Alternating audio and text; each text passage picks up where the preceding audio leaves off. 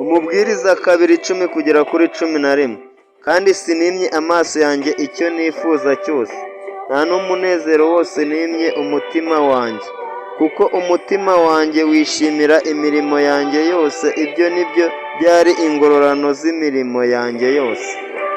Maze nitegereje imirimo yanjye yose n'amaboko yanjye n'imiruho yose niruhije nkora, nsanga byose ari ubusa, ari nko kwiruka inyuma y'umuyaga, kandi nta gifite umumaro kiri munsi y'ijuru.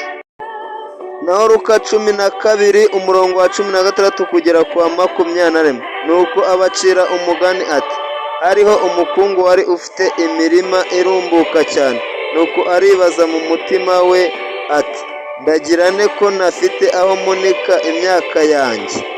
Aribwira ati, ndabigenza ntya, ndasenya urugarama rwanjye nubake urundi runini, abe arimo munika imyaka yanjye yose n'ibintu byanjye. Nibwo nzabwira umutima wanjye nti, mutima ufite ibintu byinshi bikwiwe imyaka myinshi, ngaho ruhuka urye unywe unezerwe. Ariko Imana iramubwira iti, wa mupfu we, muri iri joro uranyagwa ubugingo bwawe. Ibyo wabitse bizaba ibyande? Niko umuntu wirundanyirizaho ubutunzi amera, atari umutunzi mu by'Imana.